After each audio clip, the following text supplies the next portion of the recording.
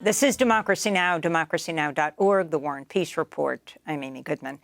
5 key House Democrats are calling on the Justice Department to investigate Supreme Court Justice Clarence Thomas under the Ethics in Government Act, after new reporting reveals he's accepted even more gifts from wealthy benefactors without following disclosure laws than was previously known. Federal judges are required to disclose gifts worth more than $1,000, including travel. New York Congressmember Alexandria Ocasio-Cortez, the vice-ranking member of the House Oversight Committee, wrote the letter to Attorney General Merrick Garland, co-signed by Judiciary Committee Chair Jerry Nadler, Oversight Committee member Jamie Raskin, and Democratic Caucus Vice Chair Congressman Ted Lieu. It reads, quote, Justice Thomas's consistent failure to disclose gifts and benefits from industry magnates and wealthy, politically active executives highlights a blatant disregard for judicial ethics as well as apparent legal violations, unquote.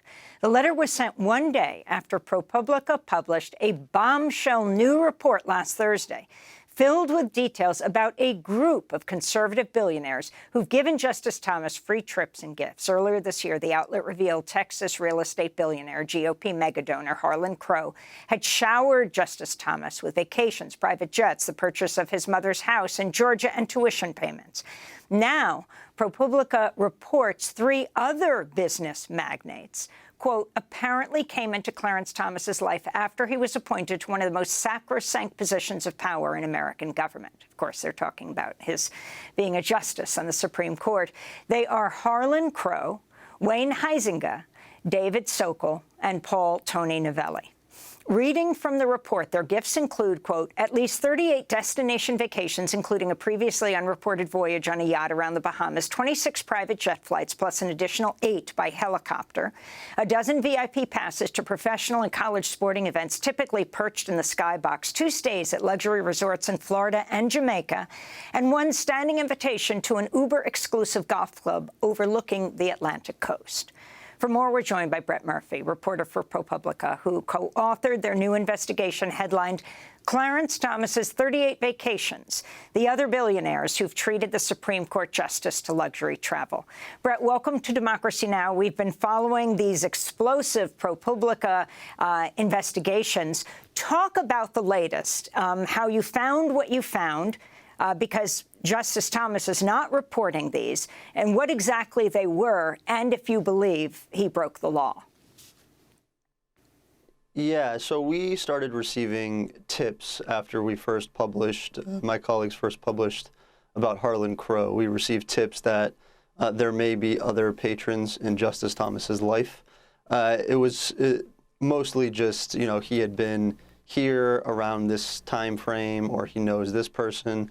So we didn't have a ton to go off of to begin with, and what we started doing was a lot of just shoe leather reporting. We were calling people in these billionaire circles, in the justices circle, people who worked for them, you know, flight attendants, pilots, staff, waitresses, bartenders, drivers, former, you know, C-suite executives, anyone we could talk to who might be able to shed light on that person's relationship with Justice Thomas.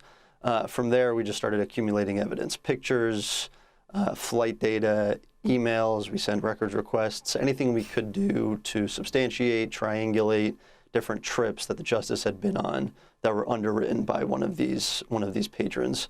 And to your question about the violations of law, so it's a little murky about what exactly a justice can accept. There's debate around which regulations they follow, dictating what they can receive in terms of gifts. However, it's much more clear about what their disclosure requirements are. The Ethics in Government Act that you were mentioning earlier was passed after Watergate, and it says that most gifts that any government employee receives, including a justice, has to appear on their yearly financial disclosures. They have to say, I received this private jet flight, these tickets to this event, this yacht cruise, and this is the person who gave it to me. This is the source of this gift. We have all 30-ish years of Justice Thomas's financial disclosures, and these trips, these benefactors, do not appear on those disclosures. So tell us who these donors are. You have Harlan Crow, who's Yeah, the GOP mega donor from Texas.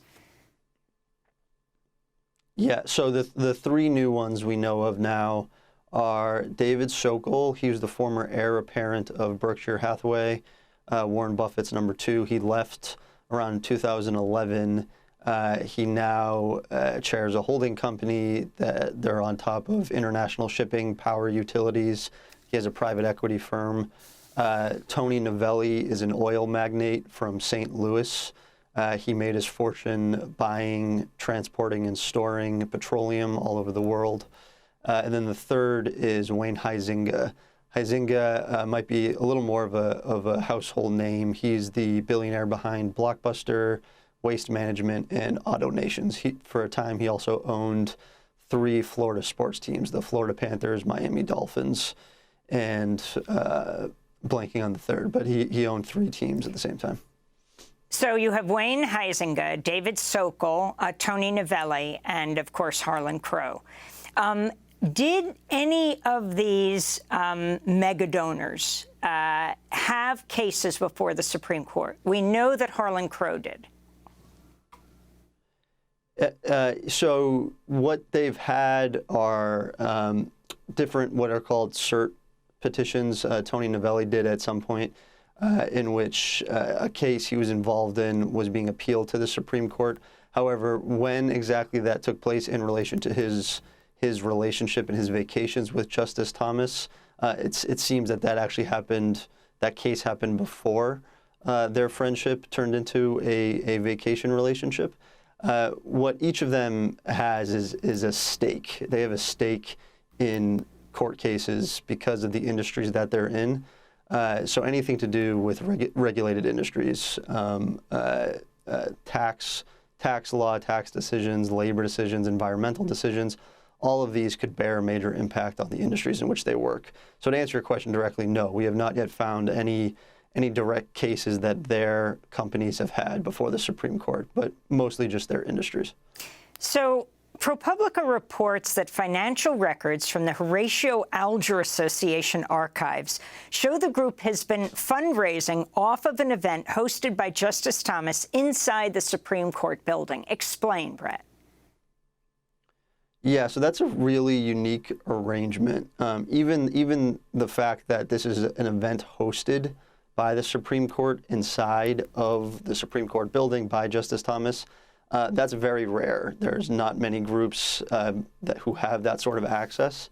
And then on top of that, we found that the association, which is a charity group that raises money for college scholarships, and it's also a very exclusive association for industrialists, wealthy entrepreneurs, all self-made millionaires and billionaires often. They fundraise directly off of this event. They charge donors X amount of dollars. If you're not a member, it can be $7,500 for a seat at all the events, including this Supreme Court thing, all the way up to $100,000 for a table of 10. This is a little bit of an unprecedented arrangement. And in different judiciary rules and kind of regulations around each branch of government, people are told you are not supposed to do that. You are not supposed to use your position to fundraise, even if it's for a good cause, for an association. You're not supposed to use your position, your title, your name to be fundraising for a charity, let alone inside of an actual government building. Brett Murphy, where does Ginny Thomas fit into this picture? The well-known activist, very involved with the whole January 6th insurrection behind the scenes, the wife of Justice Thomas. She's there. She's accompanying her husband on several of these trips. We've seen pictures of her at the vacation homes of these folks at the sporting events. So she's present. She's there. What role she has in organizing them, we don't really know, but we know that she has a role in memorializing them. A lot of the pictures that we obtained in the course of reporting were pictures that she had sent to close family and friends, kind of documenting their trips as kind of like postcards. So ProPublica has also revealed that Supreme Court Justice Samuel Alito took an undisclosed luxury fishing vacation with Republican megadonor Paul Singer in 2008, then later ruled in Singer's favor in several cases. Then you have Roberts' wife. This is the Chief Justice, John Roberts, who made something like $10 million from law firms as a kind of headhunter, law firms who have cases before the Supreme Court. So can you talk overall about all that's been found and exposed, and whether in particular Justice Thomas or the others would be brought before an investigation, a DOJ investigation, for example, under the Ethics in Government Act, violating that? Or what are the rules? He says that other justices told him he didn't have to. Yeah, so everything that's out there now, in addition to what you said, there's been good reporting on Justice Sotomayor's book deals, her arrangements with universities to sell books, the cases that her publisher has had before the court. There's been reporting on Justices Breyer and Ginsburg also accepting trips. The big difference that I want to point out between those vacations that Justice Ginsburg and Breyer received from billionaires is that we know about them because those justices disclosed them on their financial filings. That is what the law says you need to do, and that's what the experts told us did not happen in the case of Justice Thomas. The other thing that's very different about Justice Thomas's arrangement is the volume and frequency of undisclosed gifts he has received, undisclosed vacations he has received. We laid out, our conservative estimates on the numbers of things now. The judges we talked to about this, including one judge who used to sit on the committee that reviewed judges' financial disclosures, he said he's never seen anything like this, that this is an unprecedented amount of largesse for a justice to be accepting, let alone accepting, not disclosing. So this is, Justice Thomas's situation seems to be very unique. He's an outlier. In terms of what the Justice Department can do, so there is carve-outs in the statute, in the Ethics in Government Act, that say a case can be referred to the Attorney General, both from inside the judiciary, the administrative office.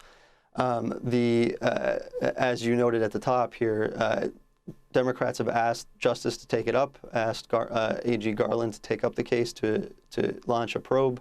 There's no indication so far that that's actually happened. I asked the Justice Department yesterday if they have opened such a probe, and they wouldn't confirm or deny. They just said that they had received the letter from those Democrats, but we don't know yet if they're actually doing anything with it.